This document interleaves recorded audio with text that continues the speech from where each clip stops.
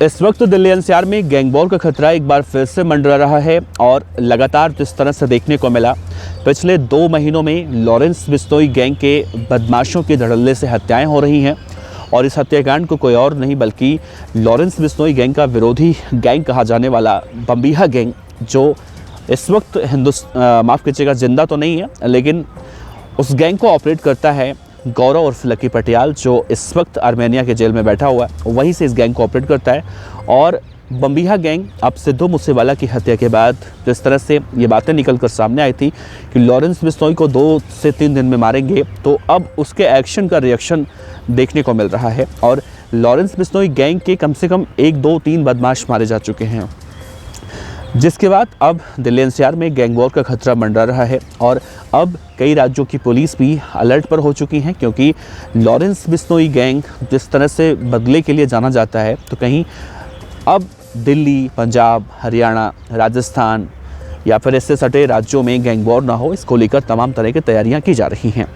तो आज के इस वीडियो में हम आपको लॉरेंस बिश्नोई के उन तीनों गैंगस्टरों के बारे में तो बताएंगे ही बताएंगे, साथ ही आपको ये भी बताएंगे कि अब आखिर लॉरेंस बिश्नोई का विरोधी गैंग देवेंद्र बम्बीहा गैंग इतने दिनों के बाद बिश्नोई गैंग से बदला क्यों ले रहा है। तो इस वीडियो के अंत तक बने रहिएगा दोस्तों। नमस्कार, मेरा नाम है देवनाथ पांडे और आप देख रहे हैं रोजाना की तरह BDF न्यूज़ की क्राइम सीरीज खलनायक, जिसमें हम आपको सुनाते हैं अपराध की दुनिया की खबरें। तो सबसे पहले मैं आपको 3 तस्वीरें दिखाता हूँ, 1, 2, 3। एक का नाम दीपक है, दूसरे का नाम है राजन और तीसरे का नाम है सूरजभान उर्फ बल्लू पहलवान। इन तीनों की हत्याएं हाल फिलहाल में की गई हैं।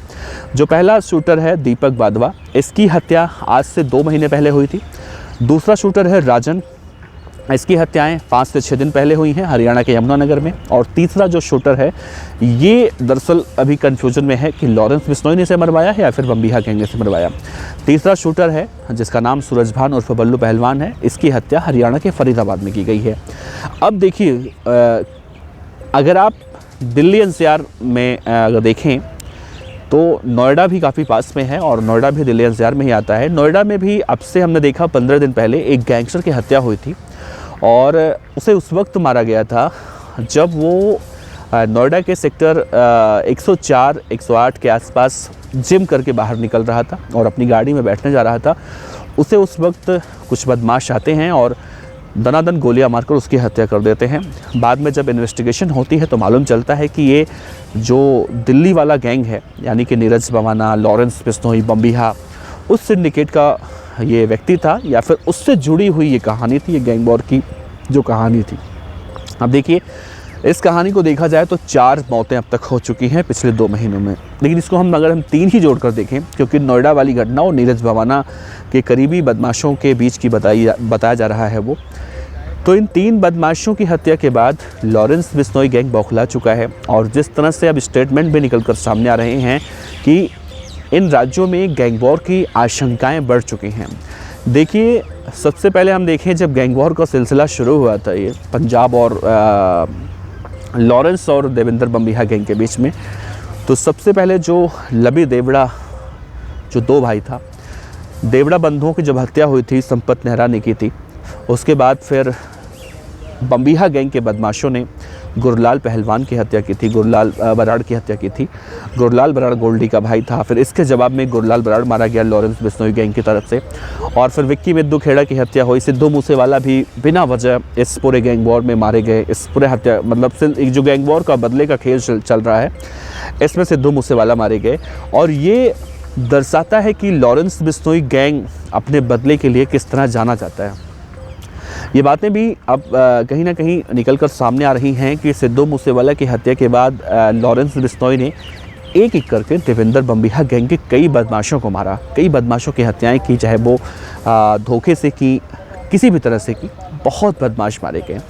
लास्ट में हमने देखा कि बम्बीहा गैंग का एक बदमाश था जिसकी हरियाणा में हथियार देने के बहाने बुलाकर उसे मारा गया था। तो अब इन सब हत्याओं का बदला बम्बीहा गैंग एक करके लॉरेंस बिश्नोई गैंग के बदमाशों को मार कर ले रहा है।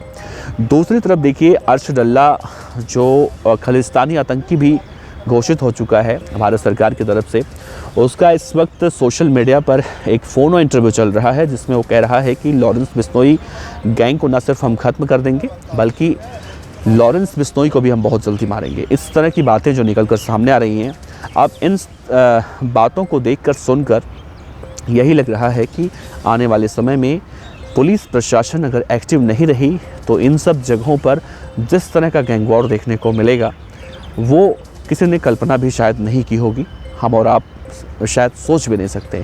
बीते दिनों से हमने देखा राजस्थान, हरियाणा, पंजाब, दिल्ली, इन सब जगहों पर ऐसा ही सिलसिला बदस्तूर चल रहा है और इसे रोकने की जो है कोशिशें बहुत जल्दी जो है देखने को ज़मीन पे भी मिल रही हैं। फ़िलहाल बम्बिहा गैंग का जो आतंक है वो कहाँ पर ख़त्म होता है। लॉरेंस बिश्नोई जो इस वक्त अहमदाबाद के साबरमती जेल में कैद है और उसके लिए बाकायदा एडवाइजरी भी जारी हो चुकी है कि लॉरेंस बिश्नोई 1 साल तक अहमदाबाद की साबरमती जेल में रहेगा, उससे बाहर वो नहीं आ पाएगा। कहीं भी किसी भी राज्य की पुलिस उसे प्रोडक्शन वारंट पर नहीं ले जा पाएगी। इन सब से इधर हम देखें तो लॉरेंस बिश्नोई बेशक जेल में है लेकिन उसके ऊपर आरोप तो लगते रहते हैं और इन गैंग वॉर के बीच में लॉरेंस बिश्नोई गैंग के जहां बदमाश मारे जा रहे हैं तो इसके एक्शन का रिएक्शन जब होना शुरू होगा तो फिर क्या होगा। फ़िलहाल इन सभी राज्यों की पुलिस अलर्ट मोड पे आ चुकी हैं, एक्टिव हो चुकी हैं और कहीं भी कोई गैंग वॉर ना हो इसे रोकने के लिए जो तमाम प्रयास हैं, कोशिशें हैं वो की जा रही हैं। लेकिन जिस तरह से ये सिलसिला देखने को मिल रहा है, बदस्तूर चल रहा है।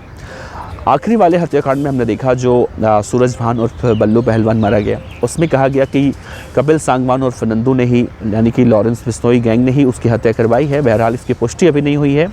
इन सब बातों को लेकर जो इन्वेस्टिगेशन चल रही है, लेकिन अब देखिए आगे आगे क्या कुछ अपडेट निकल कर सामने आता है अंडरवर्ल्ड से।